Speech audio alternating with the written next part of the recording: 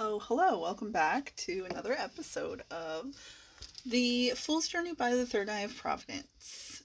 Thanks to everybody who's checked out this content, hits the like button. Anybody who's subscribing, I really appreciate that so much. If you're not a subscriber already, click that bell notification. That way, every day when I post new content, you get the notification to check that out.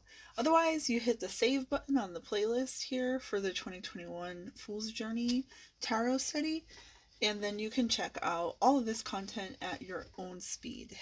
But we're almost done here. This episode today is the court card for the Suit of Swords.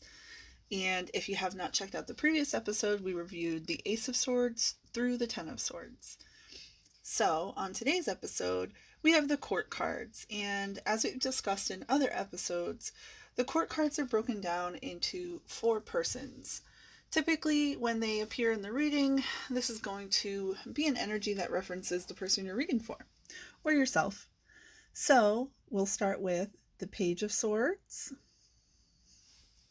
then we'll move into the Knight of Swords, which will bring us to the Queen of Swords, and then we'll have the King of Swords. So, as I've discussed in other episodes, the ideology behind the Suit of Swords is all about it's all about the conflict, and typically it's something that has to do with needing to take swift and decisive action, making decisions. And the way we break down the court cards, as I've discussed in other episodes, is we have the page energy is usually the apprentice, or somebody who's in the beginning steps of a journey, somebody who is younger, somebody who's just learning something new. Then we'll move into the knight energy, and that is a kind of a person who's a journeyman, somebody who is an explorer, an adventurer, has enough experience but is on the way of gaining more insights and knowledges through their journey. And then we have the Queen of Swords. The Queen energy in court cards typically represents somebody who is emotionally intelligent, somebody who's mature, and somebody who is very tuned into the emotions and energy and the well-being of those around them. And then we'll move into the King, and the King energy is all about using the intellect, decision making, really weighing the balances between many different options or avenues and directions to go. So we're going to get into the Suit of Swords court cards. Now, we're using a complete book of tarot, a comprehensive guide by Anthony Lewis to study these cards. So let's see what the guide has to say regarding the court cards for the Suit of Swords. Perfect. So we're going to start with the page. And as I've told you before, there's the way we break down, again, the court cards is based on this kind of notion derived by Carl Jung, which is that this is the energy of Earth, because the page is a young person. They're closer to their instinctual body, and they are really more focused on paying attention to their surroundings. So this is something really important to think about as a page energy, as an earth energy. Somebody who is tuned into the material and what is actually happening in the physical around them, and then using that to make their decisions. So with that being said, the Page of Swords is a keen observer and also a clever spy. In the numerology, like we've discussed, that this is I'm sorry, not the numerology. Like I've discussed before in the astrology, this is the earth of air, because the swords are connected with air energy. So in the Page of Swords upright, this represents children or young people, somebody who's learning something new, And again, pages are about messages being delivered. So when upright, the Page of Swords is a perceptive young person who quickly connects the dots to construct theories about what is happening. His ability to plan mentally and to cut to the chase makes this page especially adept at any type of work requiring secrecy, discernment, and the keen mental planning. He would be a formidable opponent in a game of chess. This page values his ability to think independently, but sometimes his sharp words or abrupt manner of communication are experienced as hurtful by those around him. Sometimes this card appears when one is dealing with unwanted news or upsetting messages. When the Page of Swords is in reverse, this is somebody who uses his sharp mind in an underhanded way. He can be sneaky and cunning, and sometimes paranoid or vengeful in his behavior. Typically, he's engaged in some type of behind-the-scenes dealings that may be to the detriment of the person you're reading for. Since the swords are a suit of cutting and strife, the overturned card can be a warning of surgery or illness. Okay, so let's move into the Knight energy.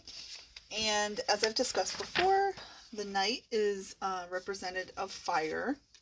It's an action energy.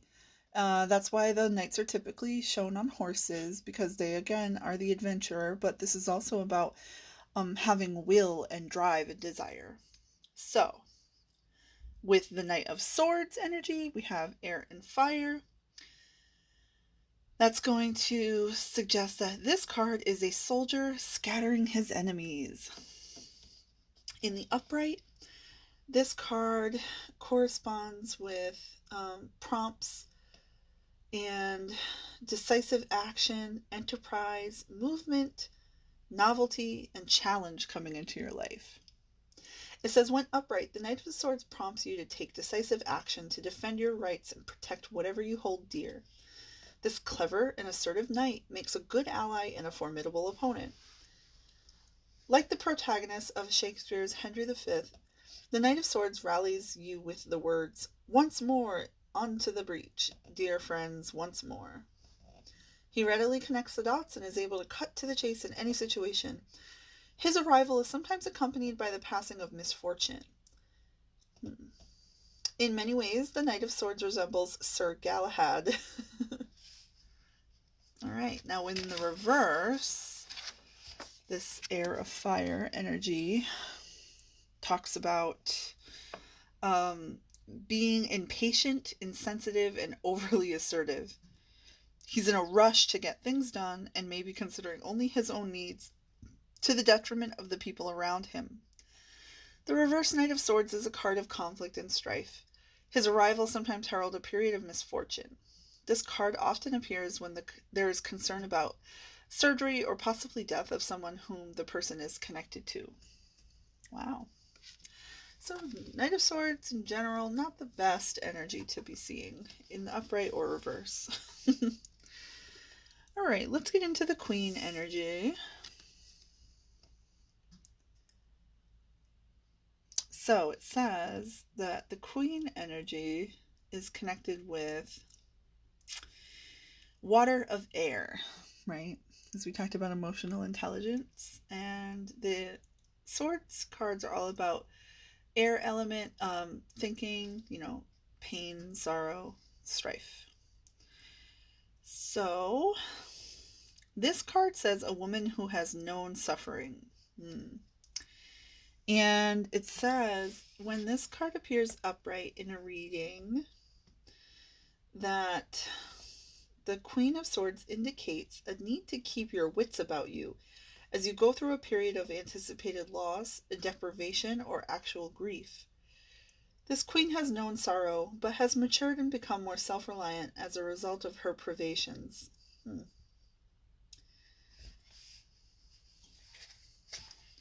Then in the reverse, it's going to symbolize, or suggest rather, that you may not be coping well with the loss of something important in your life.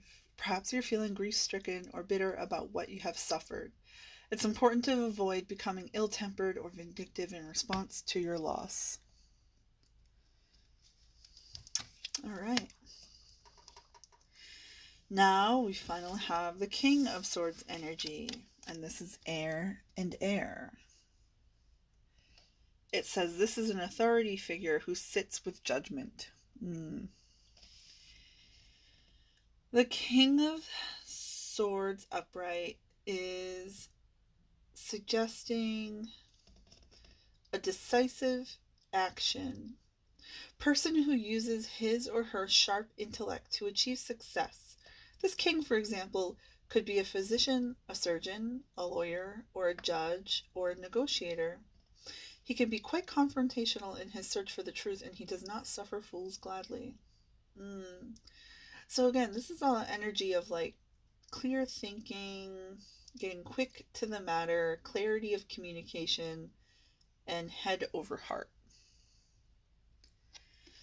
When this energy of the King of Swords appears in reverse, he uses his sharp intellect and skill with words heartlessly to inflict harm on others. He may even delight in causing pain in a cruel and exploitative manner. Aggressive and domineering, he enjoys forcefully confronting others in an effort to make them squirm. His measure of justice is an eye for an eye, a tooth for a tooth. Oof, not a good energy there. Well, as we discussed in the first episode with the suit of swords, is that the swords are definitely conflict-ridden suit. You know, it's all about the intellect, and for some people, unfortunately, the intellect is all about mind games. It's all about manipulations, and there's just a lot of, there can be a lot of negativity in the suit of swords. But I also want to remind you that beyond words as weapons, the suit of swords talks about the analytical. It talks about ideas, communications, and logic, and the intellect, and justice, of course. Like, the symbolism of a sword is always about truth, always. And sometimes the truth hurts. As we have learned through these episodes of The Fool's Journey. So I hope this was helpful and you learned something new about these cards. If there was some symbolism you wanted clarity on, or there's something I perhaps maybe missed, you are more than welcome to leave a comment. It helps me, it helps everybody, and we learn together here. And I wanted to mention too that if you didn't get a chance to check out, you can pause the video at any time, go back, double check out the cards to really get your own intuitive opinion about what the symbolism in the cards is about. So again, I hope this has helped, and thank you guys for taking the time to join me on this journey.